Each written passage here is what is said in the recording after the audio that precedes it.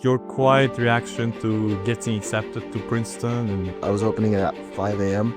My parents were sleeping. When I woke them up, I said, Dad, I got into Princeton, right? But in Russian, right? Dad, I got into Princeton. No. He woke up and he asked me, what about Harvard? No. My fifth honors is it's the best hacker, I believe. In the letter, he talked about how they taught him how to play Durak. You know, Durak, the card game? Yeah. Princeton had like a really long supplemental essay. It was about Inside, I was panicking. What if I failed it? What if I couldn't live up to the yes I just gave? You cannot know for sure if you're gonna get into a university or not. But what was your theoretical plan if hypothetically you were like you did not get into the universities you wanted and in the US? What are you doing? Yeah, thank you, great. Now let's talk about you. Let's talk about you, bro, because this interview will be about you. How are you feeling? I'm doing well. So I saw your one of your videos, I think on Instagram, about like your quiet reaction to getting accepted to Princeton, and you were just like, quiet and shocked. While most people, no, before you answer, I just wanna give a little bit of context that, let's say from Uzbekistan, when you see people getting into Harvard, for example, this reaction is just, oh my God, it's just, like when King Gong is screaming and yelling out of, I don't know, try to, like the same kind of reactions people have. So, what do you think was the reason of the quiet reaction? Maybe it has to do with your character. Well, first of all, there were a lot of factors that played into it. First of all, I was opening it at 5 a.m. My parents were sleeping and I didn't want to wake them up. So, like, I primed myself not to scream even if I was accepted or rejected. But mostly because Princeton, from what I've heard, it's more of a research-based institute. I only have like 2 research papers published, and I wasn't sure that I was gonna get in. I thought like from the Ivies, my biggest chance was maybe Brown or Columbia or Yale, because like I believe they're more leadership oriented. And I don't know this, by the way. Like I don't know this, like if this is accurate information, but from what I've heard, Princeton is very like mathematical based, very research based.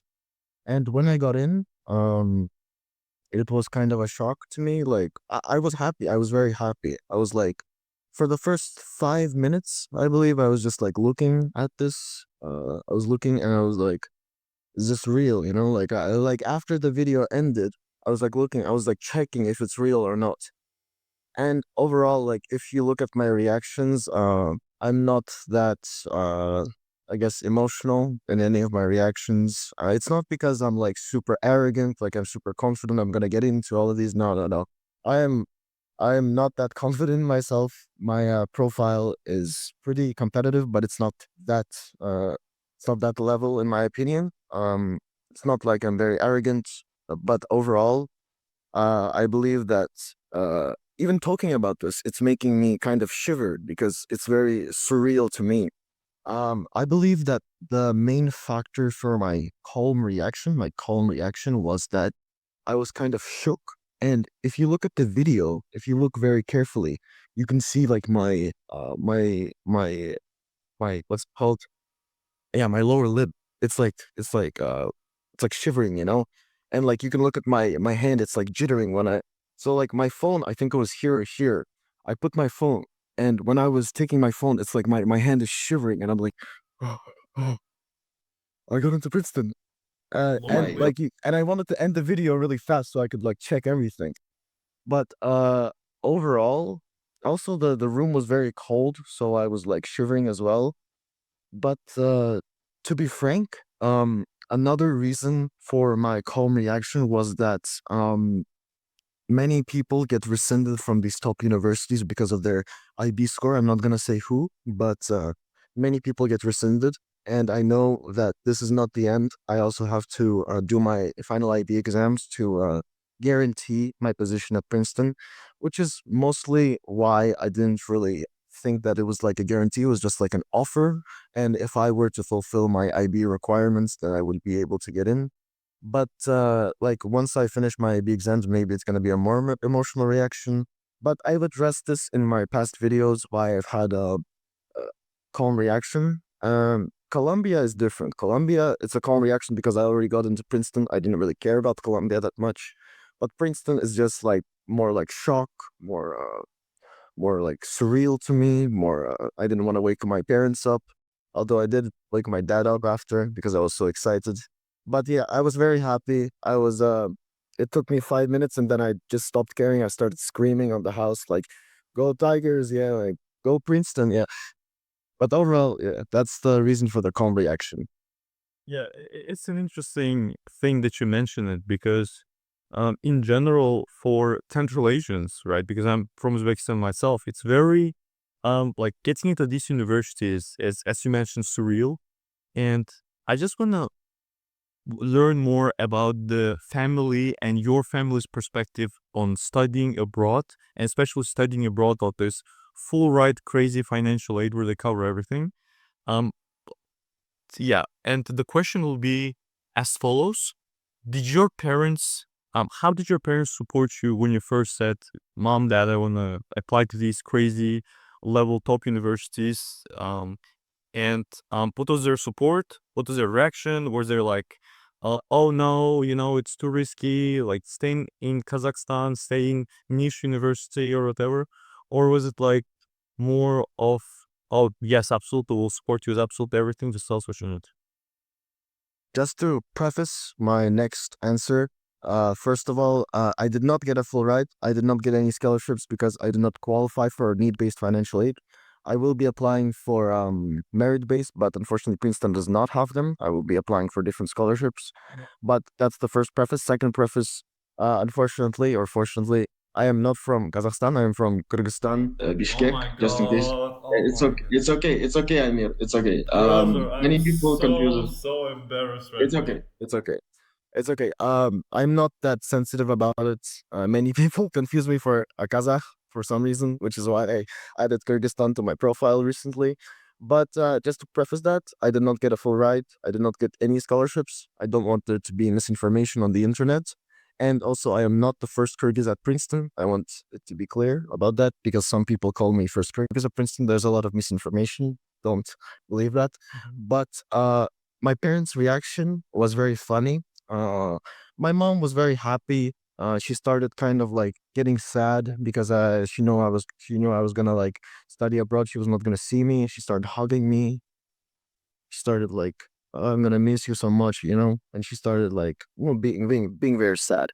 My dad, on the other hand, Well, very, like any mother would, right? yeah, but yeah, my dad went to Harvard for what's it called, master's degree. So I don't really know if I'm considered a legacy or not. But funny story. When I woke him up, I said, "Dad, I got into Princeton, right?" Well, in Russian, right? Dad, I got into Princeton. No, no, no, no. He woke up and he asked me, "What about Harvard?" Uh, "Okay." I'm joking. I'm joking. That didn't happen. But overall, he said, "Really?" And he was like, "Well, I was very sure that you were going to get in because you've done lots of work for this. You have a very strong profile, very strong essays." But my parents' reaction was, well, I guess it's like every parent, but my dad was, I mean, he was happy. My dad's not very emotional as well. I mean, he kind of like shook my hand, said, "Good job on Princeton. Let's open the other Ivies." And then he took my phone. We went into the living room and we started opening other Ivies. But yeah, that's the general reaction of my parents. How they supported me is a different story. My mom, from a young age, she would always let me participate in math Olympiads. Would let me play chess, do my work program. She would always like take me to programming lessons when I wanted to. So I'm very grateful for that. My dad, on the other hand, he helped me more towards the end with support, mental support, essay support.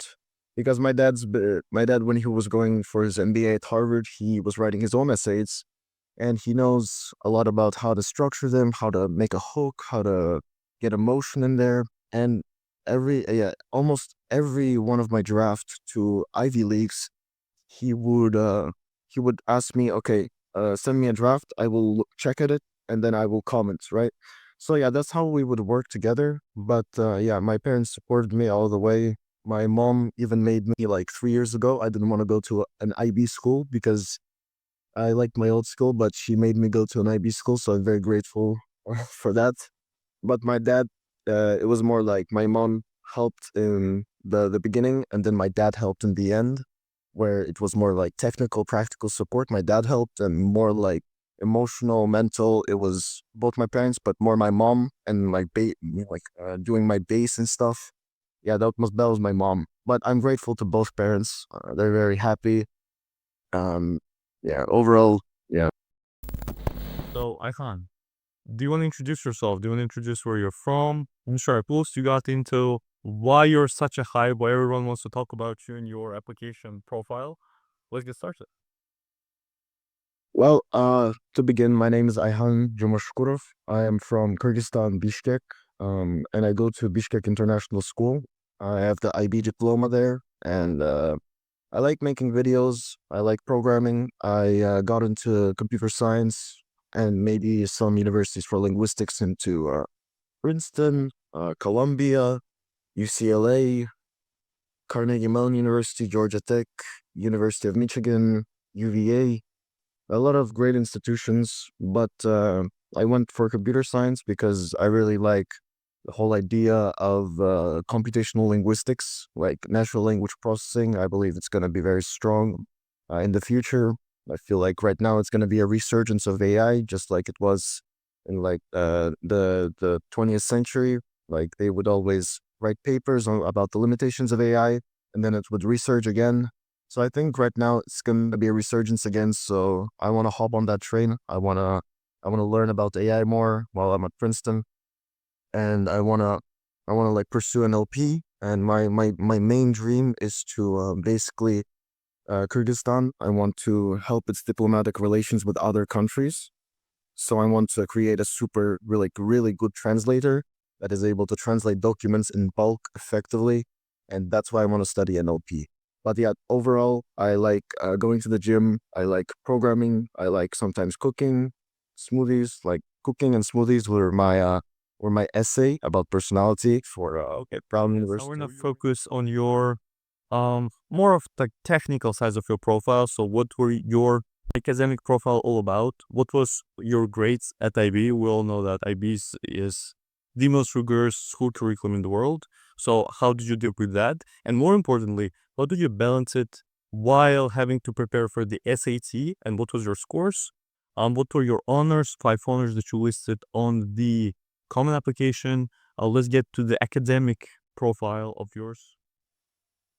Okay, so let's start GPA. It was 3.9 out of 4.0 unweighted. I took IGCSE and IB. IB grades were 45 out of 45 predicted. Although, I mean, yeah, 45 out of 45 predicted. I'm not going to go into the details, but yeah, that's my school. SAT, it was 1530, 730 English, 800 math.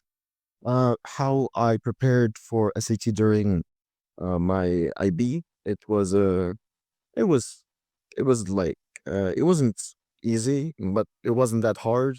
It was more like just time consuming, there were a lot of burnouts, I believe, sometimes, but it just took a lot of time, took a lot of practice questions.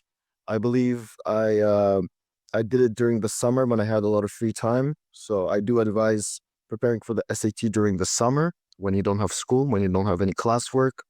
You are able to study like 8 hours a day and go to sleep.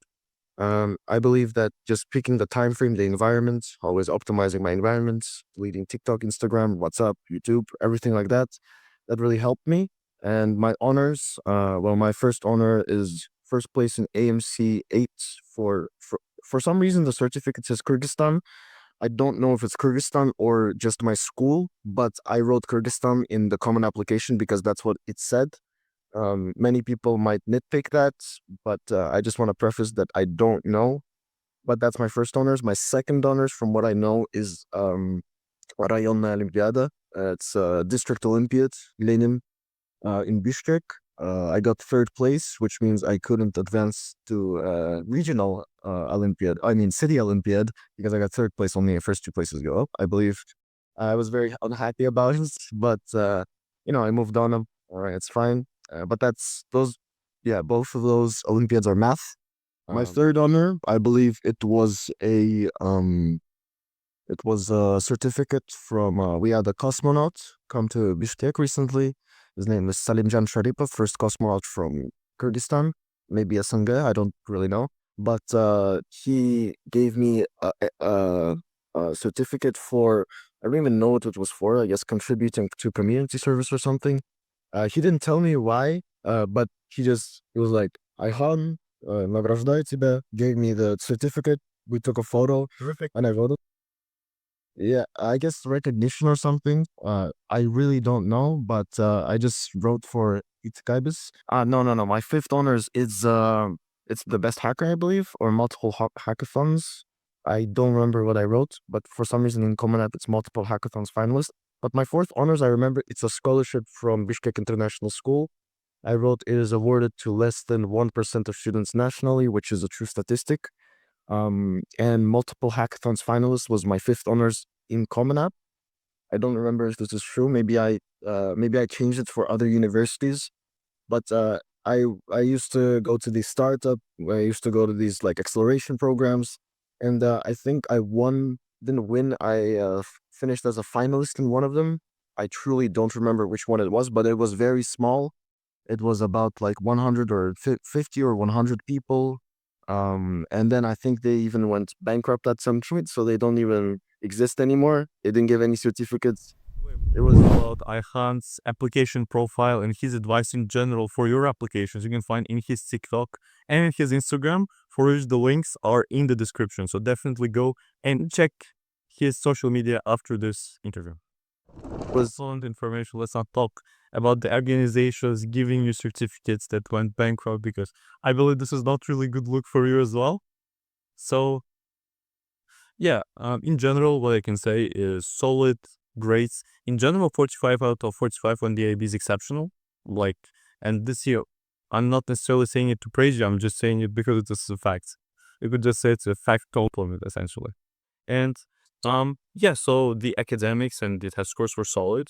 Let's talk about your extracurriculars, man, because I've again did a little bit of research myself. I think I saw the AI that translated to Kyrgyz, or that spoke Kyrgyz, which was recognized by BBC and Google. Yeah, so this is one of the, I think, first activities of yours. And yeah, do you want to tell more about it, and do you want to tell in general about oh for sure. it?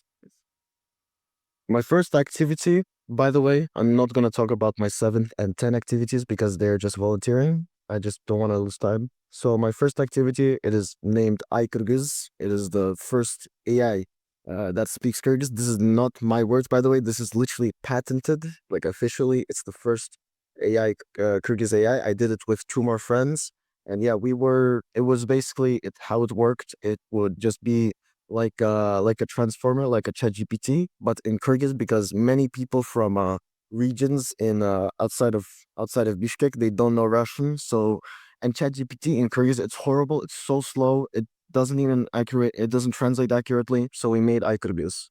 Yeah, we were invited to present at Google Developers Club AI and US Agency for International Development Fair, and we were mentioned in BBC News on I'm not gonna say when. I don't remember when.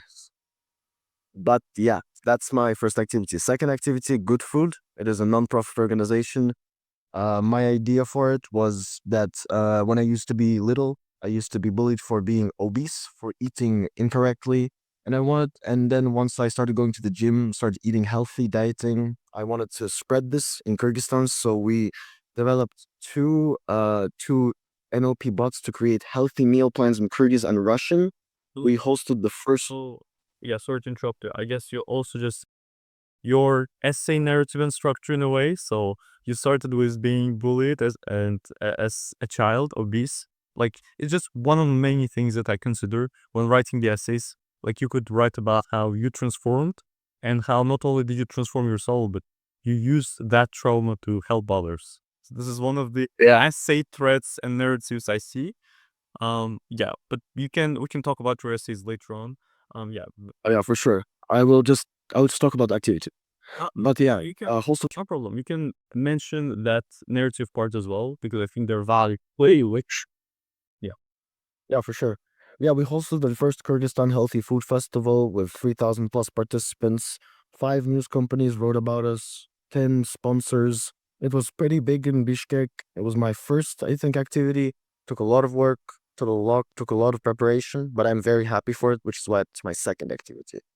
My third activity, ironically, is my favorite activity. It is what I'm most known for in Bishkek. Like even before Princeton, people kind of knew who I was. But it's called ITKAVIS, Information Technology Extracurricular Activity, Bishkek International School. It's a crazy name. We just call it ITKAVIS. Um, we taught over 1,000 students over the whole world, natural language processing, programming, coding, development, whatever, right? It was a really long project. I think it took like 2 or 3 years to just realize it. And we also like had branches which would either teach senior citizens. We would go to like these elderly homes and we would teach senior citizens like the basics. I have like personal narratives for each of these. Like my personal narrative for Itkabis was my friend Chulpanbayev Jantai. I still talk to him. When we were 10, we wanted to go to front end development. I remember, and he couldn't pay for the courses, but he told me he doesn't want to go. In 4 years' time, I asked his mom why, and no, my mom why, and my mom told me, well, Jantai, like he has a single mother, and mother she works as a accountant, like it's not that much money, so she can't pay for these courses, and I guess that's what primed me to like create these free programming courses. Of course, I also thought of it as an activity for university, which is why I scaled it. I was like, well, first of all, it's going to be a good activity for university, and also I want to help other people in Kyrgyzstan because Kyrgyzstan, like our programming courses are very, very expensive. So yeah, 1,000 students, 8,000 plus followers on social media overall, Instagram, TikTok, and yeah, we were operating in multiple countries, at either offline or online. But I don't want to get into details of that. My fourth activity was internship at the embassy of Pakistan in the Kyrgyz Republic. I worked there for 2 weeks as a full stack developer and translator.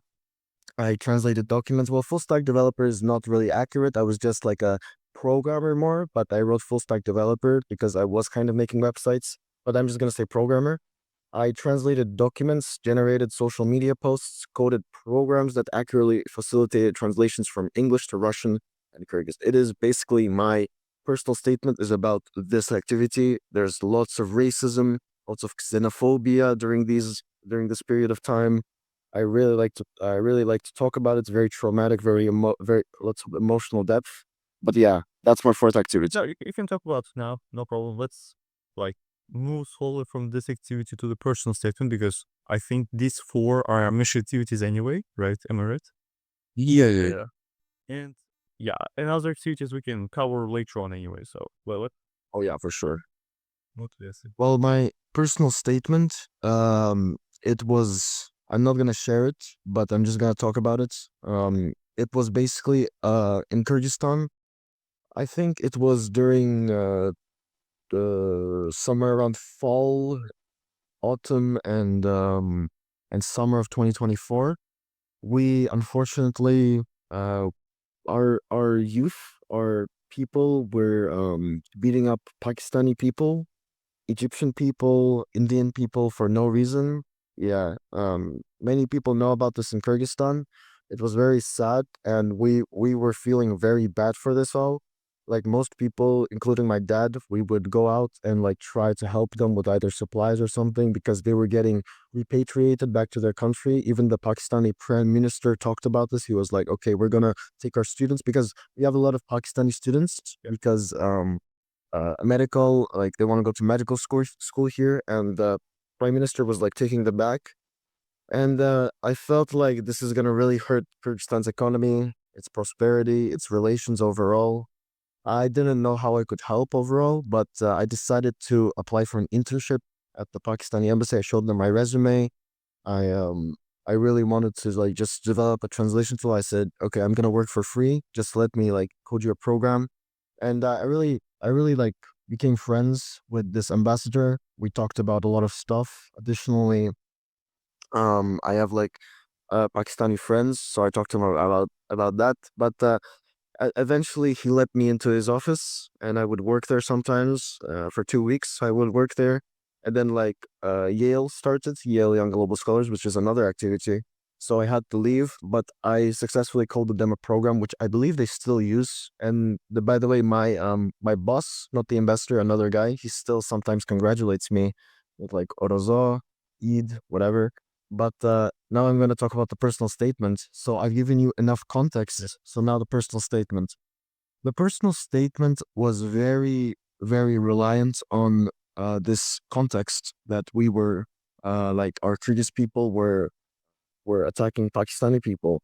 This is what I've heard. It's like, of course, and there was propaganda that Pakistani people were hurting Kyrgyz people, right, in Kyrgyzstan. So it was very like, it was very multifaceted, and I talked about this for context in the first part. And when I applied for the internship, I got in and I talked about this during my family dinner. It was a very like big get together. My great grandmother was there in Chongapashka, and she was asking me like, where do you work right now? What do you do? I said, I'm a programmer at the Pakistani embassy. And she asked me, she asked me, don't you have any patriotism? Like, don't you love your country? Like, how do you feel about this?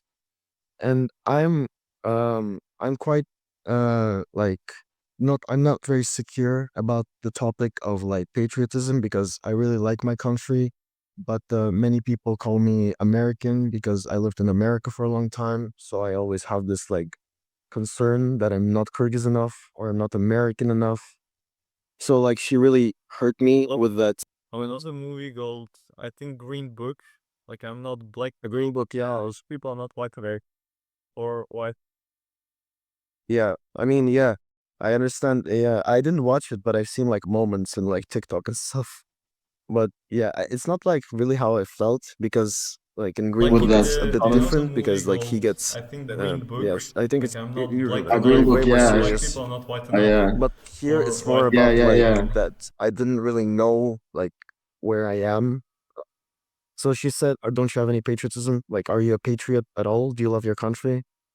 And I like in my personal statement, like I don't have enough words, but I started like telling her like in the personal statement I wrote, it is not about choosing sides. I tried to explain I am working there to ensure this does not happen again.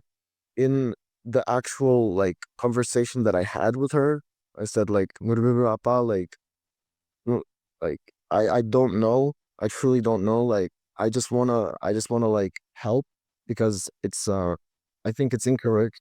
Yeah, it's like it was a very long conversation, and at the end she asked me another question like after they hurt our people, and I felt uneasy. I felt like you know how like sometimes like when your voice it like has this like something like it's like pushing down, and it's like right now I have it. Here, right? Yeah, I guess fear or something. But like my voice started like my legs started like shaking and stuff. Like I became jittery, and that's what really prompted me to quit. I wanted to quit after the third day. I was like thinking, like, is this even like correct what I'm doing? Yeah. Like, am I? What if they attacked? And but I remember it was. I'm like I'm explaining this like it was a movie, but it was not like this at all. But I remember like like one of my last tasks for the day. It was to translate a letter from a medical student, I believe, to a Kyrgyz family, right? And it was so basically why this all happened was there was a mistranslation. I don't even know what it was. I think it was something about like someone talking about something like about a girlfriend. I don't remember, but it snowballed into this like horrible xenophobic like conflicts, and someone wrote I don't even remember what he wrote, but it was like, "You never meant for this to happen. I hope one day we can sit together again as friends, like just like we used to." It wasn't really like that. It was more we're very sorry like for this. We didn't mean for this to happen. Like I have Kyrgyz friends in my college and we were always friends. Like they didn't hurt me at all. They like on the flip side, they actually protected me from other Kyrgyz people. You You mean know, Pakistani people? Pakistani people. They were writing the letter to Pakistani embassy. They were like, "We're so sorry." Like, no, no, no, no, no. Like, not all Kyrgyz people are bad. Only like these people that are like hurting us. But like overall, Kyrgyz people are really nice. Yeah. And from that, I understood that I can influence such conflicts by like translating stuff. Um, he he told me in this letter he was just telling me like how he was sorry, how he was like he wanted to like talk to his Kyrgyz friends, like just like always, like they would in the letter he talked about how they taught him how to play Durak, Durak, the card game. Yeah. Pakistani people don't know how to play. So when he came to our university medical school, they taught him how to play in their dorm and they would always play. That's what he wrote. And I don't want to say I cried, but I was like, when I was reading this, I felt very emotional. I was like, and then I worked to make my program like translate very well.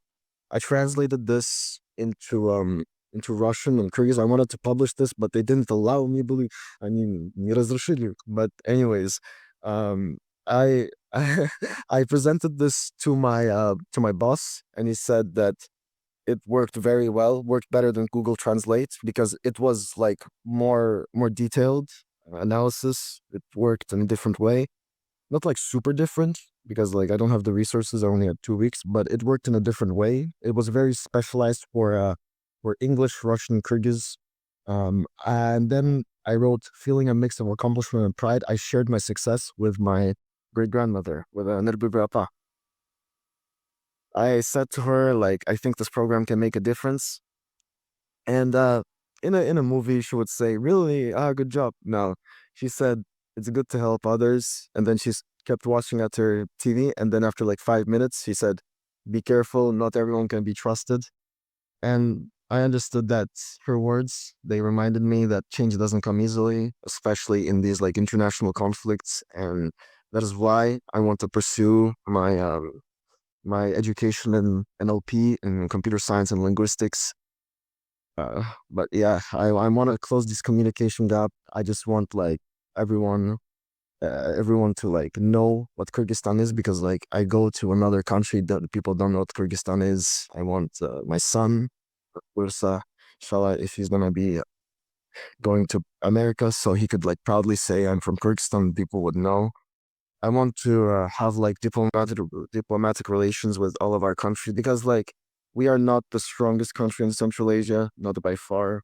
Many other countries have stronger military than us, and I believe that the only way that we can quote unquote survive is by being like very considerate, being very nice and prospering, and being able to defend ourselves, which is what I want to do in the future once I come back to Bishkek.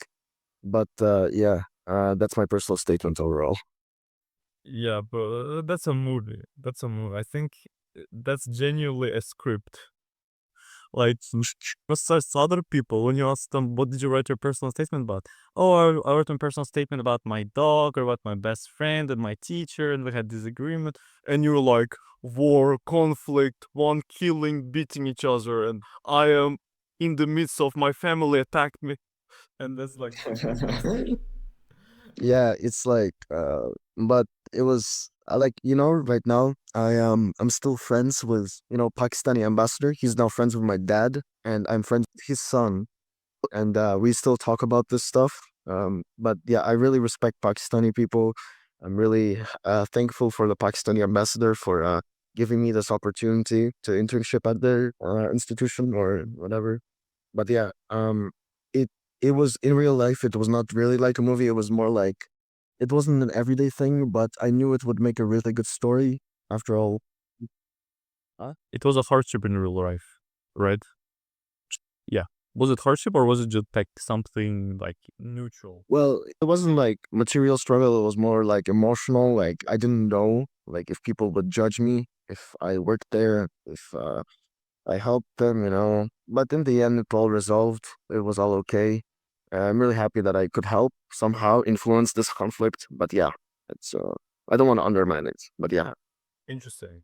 So your activities are very closely linked to your personal statement. And this is, I think, one of many takeaways for the audience is that everything should make sense. So, like, Aikhan just narrated his story. Like, do I have any doubt that this guy is interested in computational linguistics and machine learning language processing? Like, he literally gave me the whole background, the reason why.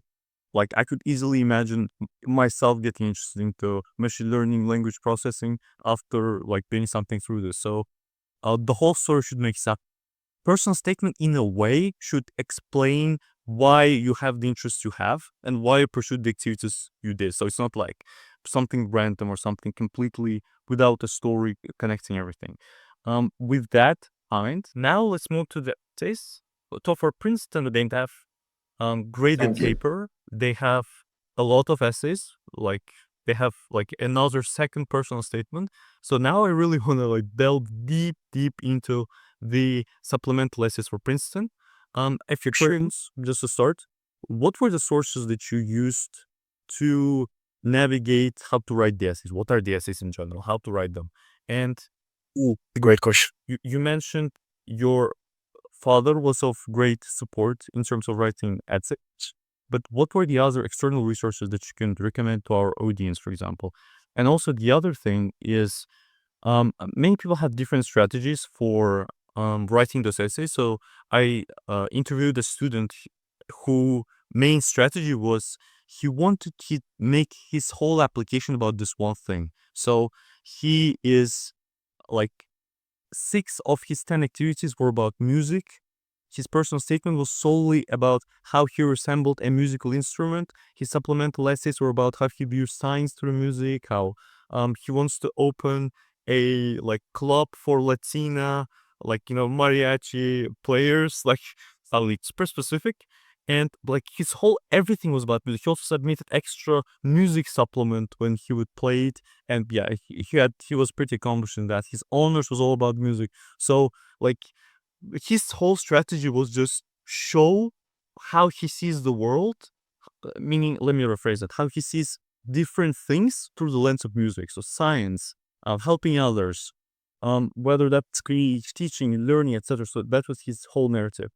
Um, and so again, this is one of the many ways that could work. And that's great strategy. That's great strategy. For him, it worked really well because he got into Columbia, Princeton, I think also Yale, Vanderbilt. Yeah. So he is a U.S. citizen, and yeah, these are all our full ride scholarships. Yeah, you can check out the video on my YouTube. But yeah, Oh yeah, for sure. yeah. So, and but there's also a different strategy. There's a strategy that is, Yeah, of course. instead of just talking about like music, for example, let me just show different sides of myself. Again, previous interview that will be released soon. By the time this video is released, I think it's also out with a student from India who got into Stanford, Princeton, Columbia, just like you, by the way. Princeton, Columbia, yeah. And he talked about how he was like, so I was trying to find balance between showing off my personality to let them know that I was fun and I was interesting, but also I would Try that. yeah, I want to show my more serious side of me where I talk about my research interest, my intellectual, something that excites me that is intellectual, etc. So I know I'm giving a lot of context for you here.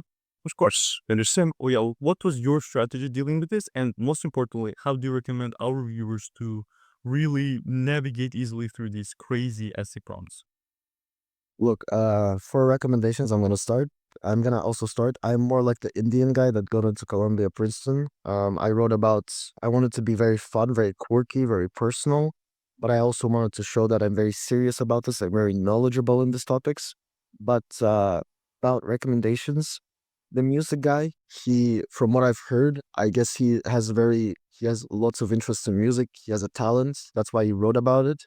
I would not recommend if you don't have like a unique talent to you, if it's music, programming, whatever. Like I did not have a unique talent. I really just like programming. That's what I wrote about. I have lots of interests. a lot of stuff. But I think that it worked for that music student because he was very talented. He wrote only about it because it's his passion, very passionate about it.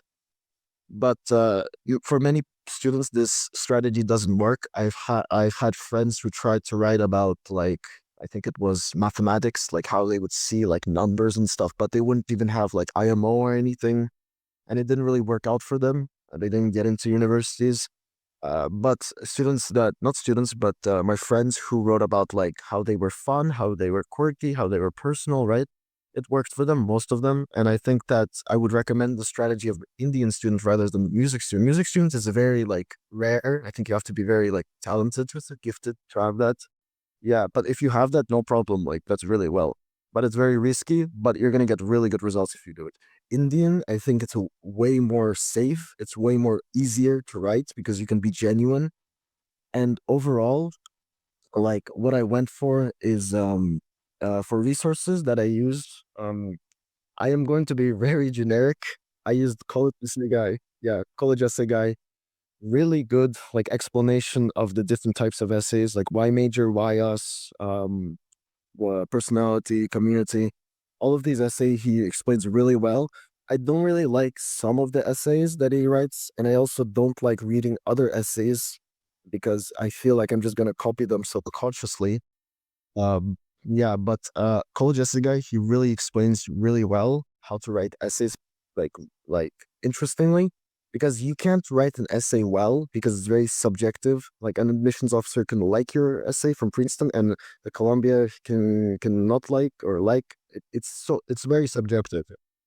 Yeah, but you can make it interesting very easily, and I would recommend College Essay Guy. I would recommend for essays.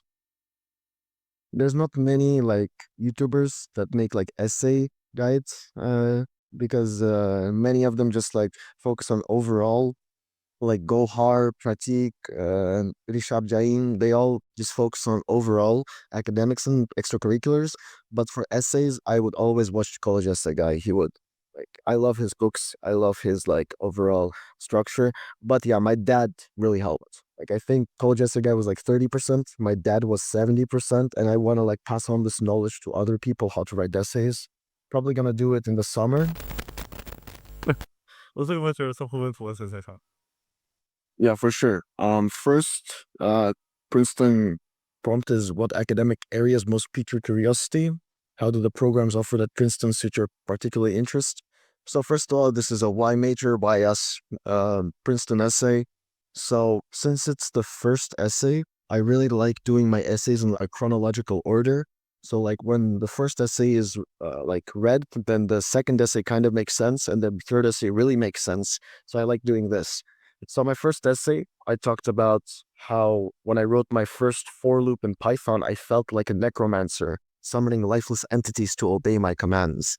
Communicating with machines in their own language fascinated me, and I knew I wanted to harness their obedience to achieve my dream of creating a translator between human languages. I'm not gonna read all of the essays, but this is like the main gist. I went for super quirky, super like, well, I felt like a necromancer. I didn't really feel like a necromancer. I felt like a what's it called? Like the people that they summon That animals to like listen to them. Yeah, but I didn't want to write that because yeah, it wasn't that cool. And necromancer sounded cool, so I was like, I felt like a necromancer, you know. doesn't. And and then I talked about Princeton's in this interdisciplinary curriculum, leveraging the Princeton Center for Language Studies. Want to revitalize my motherland's language, abundant corpus. So basically, here I was really name dropping a lot of stuff that I know from natural language processing. I was name dropping a lot of Princeton stuff that I know that I'm gonna use once I get there, and I was just showing how I'm very knowledgeable, I'm very quirky, and also I think here I wrote. Oh no, here I didn't write about my extracurriculars yet. It's in my other essays. But here, what you want to go for this essay, in my opinion, is you gotta go like personality. Like you gotta dive into the personality. You have to write like something very confusing in the beginning. Like when I wrote my first for loop in Python, I felt like a necromancer. It's like super confusing. And then I think that you have to talk about Princeton specific stuff somewhere in the middle, and you also have to talk about your motivations. So I basically, in the first paragraph, I just talk about what I want to do. I talk about what I want to do at Princeton. I'm going to talk about how I'm going to do at Princeton, and I just talk about specific stuff, okay? That's my first. Sure. So your structure would be something like starting with something specific and kind of a something that gets the attention, like what this guy talking about. You're coming at up to those later. And the second one would be just to describe how you connect this interest of yours, this activity of yours, to your contribution to Princeton, specific contribution. Yes. This is like in one essay, you know? And Yeah. Basically, yeah. third paragraph, to my understanding, you have it right, and you talked about the specific motivation that you have to be interested in those things. Is this true? Oh, no.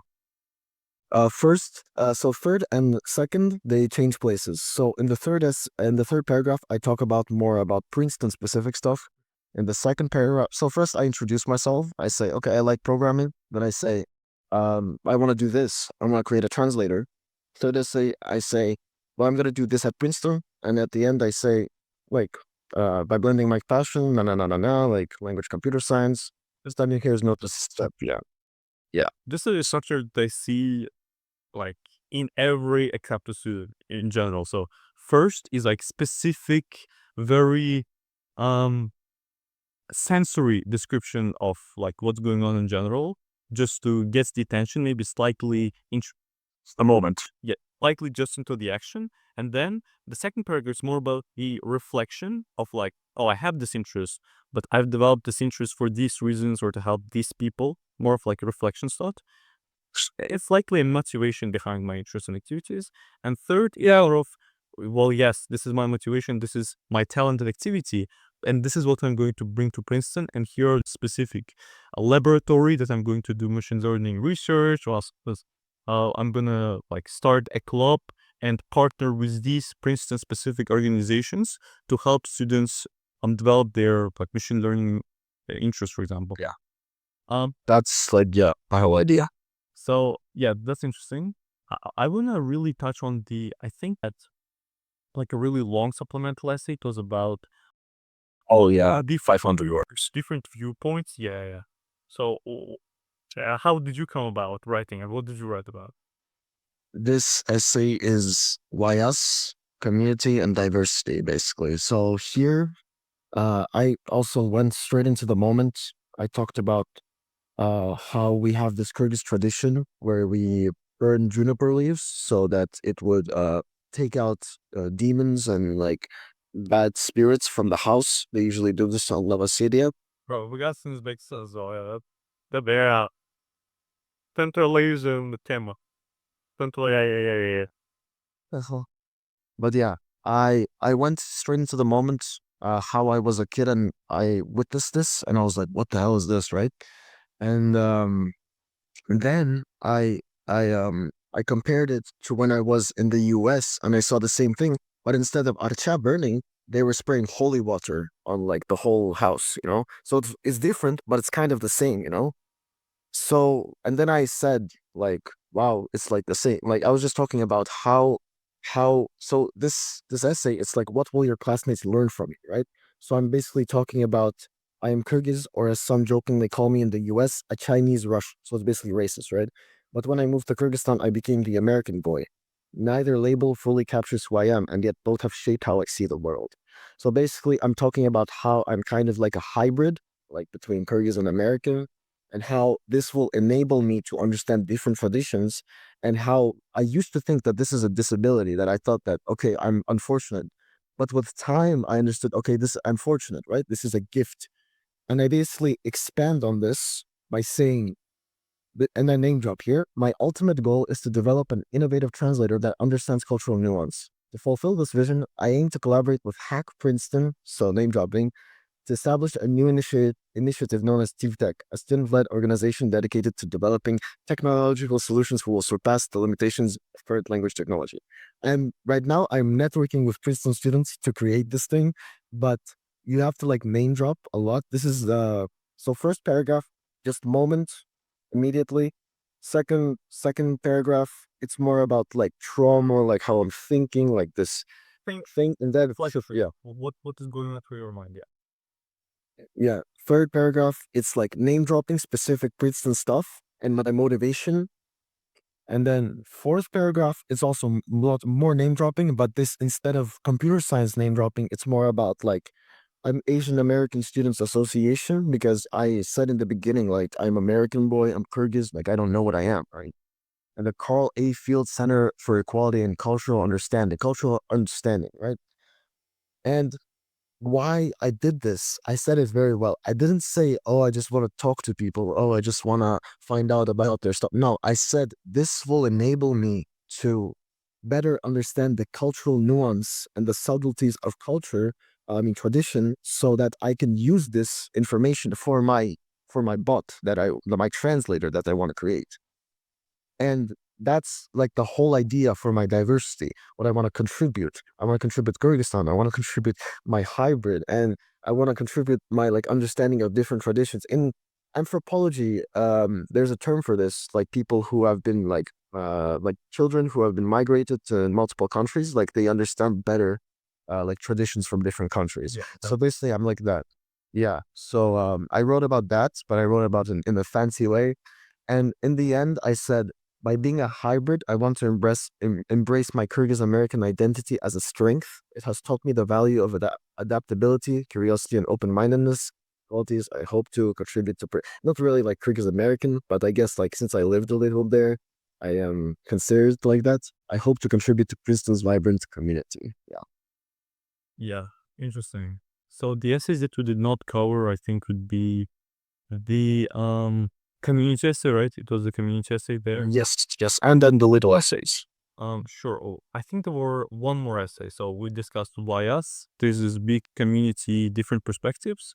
The community, and I think one more, right? One more from the big one. Yeah, there's a community service and civic engagement. Yeah, this one is just about extra. I'll tell you community service. Did you cover everything? Yes, we covered the first two essays. Then this Princeton has a long-standing commitment to understanding our responsibility to society through service and civic engagement. Yeah, let's cover this quickly. Yeah, it's gonna be written. Yeah, sure. So yeah, this one is just about programming lessons. I had a student and he was very unconfident in his abilities to become a programmer. So long story short, I told him that yes, you can be a programmer. Inside I was panicking, and in the end, he got 90 how much? 94% on his final exam, and then he got a job, a freelance job, and I was so proud of him, and I understood that believing in others can make you believe in yourself. And you know it's a very beautiful essay. I don't want to like go into it because I'm gonna waste a little bit of time, but and then I name drop at the end. Wait time. Let's wait time. Go read. Okay, for sure. He said, I immediately like this structure that you said, right, where you go into the moment immediately. I use it for all of my essays. Do you think someone like me could ever be a programmer? He asked with a voice barely louder than a whisper. I paused, glancing at his frayed notebook and chewed up pencil. He didn't have a computer at home, but his eyes sparkled with hope. You know, it was I remember that moment still. And that guy's name, his Mukhtabayev son, a very nice guy. I still talk to him. Basically, he said, and then after he asked us, I said, yes. I said, hoping I sounded more confident than I felt. Inside, I was panicking. What if I failed him? What if I couldn't live up to the yes I just gave? And then at the end, I just talk about in the next paragraph how I was working, how I wanted to help Muktabayo-san, how I wanted to do this. And then at the end, I say, Isan, the student with the screwed up pencils, scored 94% on his final test and landed his first freelance job. I'm so proud of him. I love to talk about him in my other essays, but it didn't. I realized saying yes didn't transform his life. It transformed mine, teaching me the impact of trust, resilience, hope. For the community part, it was essentially same structure, right? So like, yeah, straight into the captivating moment, a little bit of reflection of how you helped, and then at the end, this result of the student what you have achieved. Interesting. Yeah. One little detail. I didn't read it until the end, but I name dropped again at the end because I had a little bit of space. I said, at Princeton, I plan to deepen my commitment by joining the Princeton Service Focus Program. So again, I'm just name dropping. I'm just like telling them, okay, I'm going to use this. I'm going to talk about that because Princeton likes when it's unique. Universities likes when it's like unique to them. I think you got a name drop. One important fact again for the audience: that don't think that name dropping by itself will make your essay great. Yeah. Very. So the way you could look at Aikhan's case and you think, oh, Aikhan name drop a lot of things. So if I do that, then my essays will also be great. Yeah, but what Aikhan also did is he described his own activity, his own experience of helping out. So it wasn't like oh, I want to help others at Princeton. It was like, this is how I helped others in my community. This is a particular story how like I helped students achieve this great result. And then at the end, like it's like I want to continue doing that at Princeton. I want to continue doing that at that club. So don't necessarily name drop. Of course, like this is part of it, but yeah, first show how you have done this in your community, or like in other words, in simpler terms, connect your activities to your contribution. That's the most, I think, strategy that works. Yeah. When you name drop, like actually research it a little bit at least so you can like know what to name drop and what you're interested in. Don't just like blindly say a lot of stuff. It's I don't think it's genuine, it's not honest. Just be like yourself, like when you write your essays. So, and let's talk about your letters of recommendation. And also for Princeton, like before that, there is graded paper, which poses actually a lot of international students from applying to Princeton in the first place because, like, what is it? Like, I don't have it. Our, especially people from the state schools, or like, well, I don't have a teacher that would grade my paper in English, right? Oh, I mean, to be fair, they offer, I think, in different languages as well, but in general, yeah, it's a bit confusing. How did you navigate it? I go to an English school. My teachers grade in English, so I just presented my English paper one where I got a 7, I think, or 6. Um, what's the funny part? I didn't have any of my papers, so I just took a random one from here. Yeah. And I just like took a photo of it and I sent it to Princeton.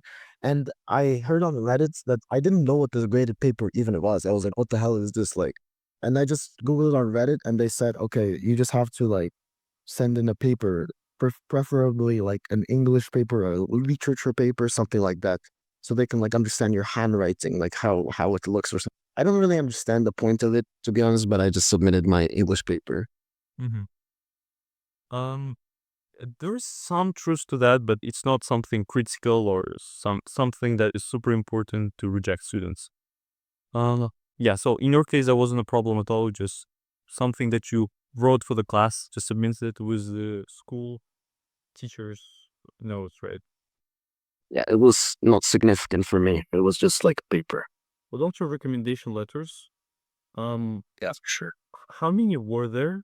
And many international students, including Central Asia, I think especially Central Asia, like again, have the problem of teachers are mostly, even if it's an English school, they're like, oh, just write it yourself. I'll just put a stamp, put my sign, and like let's admit, like I don't want no extra headache. Um, how's first? How many recommenders did you have in your application? Who were they, and how did you work with them to write recommendation letters? Like maybe you provided a brag sheet or with outline of what you want them to talk about, and yeah, what's it? So yeah, I had 3 teachers and 1 college counselor. My teachers were English teacher, my Russian teacher, and my computer science teacher. My computer science teacher, she wrote a really good recommendation letter from what I've heard. I I presented my brag sheet to all of them, and I think I told like to my English teacher, okay, could you write about this activity? To my other teacher, I told about, well, I think you should write about this activity, and to my other teacher, can you please write about this activity? And then I just presented the brag sheets to them, like as this activity, like the information about it. And I think that most of my letters of recommendation, because I can't view them, I don't know what they were, and I don't think I'm allowed to view them. But Like you're not necessarily to describe what the letter's impact is better if you don't. So yeah, you can just tell, like, yeah, so the strategy was I asked this teacher to write about computer science side of me. I want this teacher to write about community service and like changing, being a community leader at school type and things like that. Yeah. So the uh, outside recommenders, meaning like a mentor or a coach or someone else. I wanted to, but I thought it was gonna be like it's not gonna help me that much. So I don't know. 4 recommendation letters in total. Yes, from yeah. But some universities only ask for 2, some universities ask for 4, some universities ask for 1. Yeah. Now let's go to probably one of the more interesting parts of this interview is that what would be your advice to a Kyrgyz student or to an Uzbek student or to a Kazakh student in general, whether that's Central Asia, whether that's India, whether that's in general a student who has fairly good grades at school, like 8th grader, 9th grader, who wants and dreams to study at these Ivy League universities, what would be your blueprint to them? What would be your things that they should do or the advice they should keep in mind when pursuing that dream? Okay, so I'm gonna give some theoretical and practical advice. Some theoretical advice, I'm gonna get to that at the end, but practical advice is you have to understand what you want to focus on. You have to understand which universities you want to apply for because different universities look at different things. MIT looks at Olympiads, Princeton looks at research, Harvard looks at leadership. You have to understand all of this, and you have to focus on that. Additionally, I really want to emphasize the importance of having structure, personal, personal linkage between your essays, your activities, because you can't be making extracurriculars just for extracurriculars. You have to be making extracurriculars for some cause, for some story. You have to have like a personal link. This is what I tell every one of my students. You have to have like some personal link. Um, I do advise brainstorming on your essays. I tell my students just look into the mirror for 1 hour. I'm not gonna explain how it works, but it works. You will get ideas guaranteed because there's gonna be disassociation from your what's it called from your korechka, and you will like look into your subconscious. Like for me, it works. For my students, it works. So I always say practical advice: look into the mirror for 1 hour, get some stories out of yourself, get like 20 stories for like a month, do the stuff, get like 20 stories so you can write in your supplemental essays, and don't rewrite supplemental essays, recycle them. It's very easy. It's not that hard. If you want, you can use the same story, but don't use the same essay, use the same story and just kind of you have to restructure it, but make like essays like really well, okay? Like you have to think about your stories. That's the main idea. You don't have to make really good extracurriculars. I've seen students with very low stats but really good ECs, I mean essays, get into like top universities, and students with super good stats but horrible essays that don't get it. Please, I'm really emphasizing essays all the time. When I'm getting like interviews, they ask me, "What's your main advice?" Essays, always essays. Theoretical advice, your mental. Please keep your mental intact. Someone recently asked me, "Did you go to a psychologist when you were doing this?" No, I didn't have time for that. But if you need a psychologist, please talk to a professional. It's okay. Like we are like everyone is understanding right now. It's not like something stupid. Like you can go talk to a professional. He will ask you some questions and you will understand. That's just practical advice. I mean theoretical advice, but theoretical advice even more is application process is very random. You cannot know for sure if you're gonna get into a university or not, because it depends on an array of factors, like if the admission officer slept the night before, if he had lunch before he looked at your application. I tell this to every of my like viewer, student, whatever. Please don't like be mad, don't be sad if you don't get into a good university, because it's a lot of chance. If you do all of these activities, you're going to have the required skills to become successful in the future. If you believe that if you were supposed to get into the university of your dreams, don't be like, don't be like very sorry, don't be regretful, because all of these activities, they help you. with life skills, whether it would be communication or whatever, I really advise you, do not be scared of the application process. It's very easy. Yeah. Get some guidance. Maybe talk to me, maybe talk to Amir. Like we will help you, no problem. Like we are doing this to help SMG, to help like Kyrgyz students get in. Kyrgyz, Uzbek, Kazakh, Russian, every student there. Global from everywhere, overall, from Brazil, China to Russia to like in general. Yeah, we just want to help. So yeah, don't be scared. It's okay. Don't be mad. You will be successful in the future if you do this stuff. But yeah, just don't give up. That's my main advice. Don't be sorry. Don't be regretful. Like everything happens for a reason. Aikhan, what was your backup plan? Because we all understand that this, like, Ivy League admissions is a very high risk for anyone. It's a huge time commitment. It's a huge energy, time, stress, even. Um, what were your plan if you wouldn't get him? Let's say, like, into first. Let's preface this again, reminding that Aikhan has got into like crazy number of universities and crazy level of universities first. Like, and it's with that in mind, it's hard to imagine now what would happen if it doesn't get to none of those. But what was your theoretical plan if hypothetically you were like you did not get into the universities you want to attend in the US? Well, if I didn't get into any universities, which was well, I would have probably already made a plan by then, but I didn't really have a plan for that. My dad told me like, don't worry, like it's a lot of factors that play into this. If you don't get in, I'm gonna help you build a business. You're gonna be a Kyrgyz businessman. It's fine. Like you don't need this education anyways.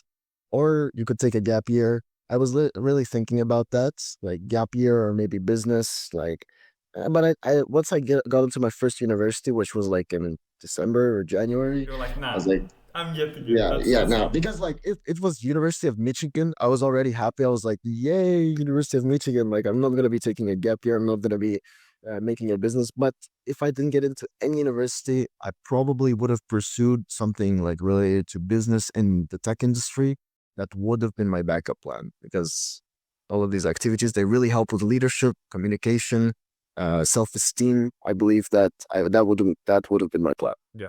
And also, on the side note of the guidance, is that a lot of students that we see is, of course, there are exceptions like Aikhan, but Aikhan also received support from his dad, who know the process and who studied for masters at Harvard. So therefore, um, Aikhan and I, we're both open to helping you guys with your application. So currently I have my Quasar Network mentorship. We have students who got into all of these universities, Harvard, Yale, Princeton, Columbia, international students, US citizens, full ride scholarships. We got it all. You can apply to us. You can work with us. You can address Aikhan, especially if you're a Kyrgyz student or if you're in Central Asian student. I would imagine that he understands very well the details and nuances that go into the application from this region. So, like address Aikhan. I'll leave the contacts of Aikhan in the description. Whether that's you can thank you so much. Contact him through Instagram, contact him through TikTok, whatever other platform that Aikhan has. And yeah, like we're guys were very happy to help. Hope this interview was helpful and interesting. And yeah, leave your impressions in the comments with whom I should do next interviews, because from Kyrgyzstan there were 3 students this year, like breakthrough news that who got into the Ivy League. So maybe I should do with them. Anyway, leave it in the comments. I can't thank you very much for this interview. It was a pleasure talking to you. Your story is very unique, right? It's very, I could say, violent a bit, but again, it's at some point a good thing. Спасибо тебе большое за время. Давай, до встречи, удачи. Давай, пока.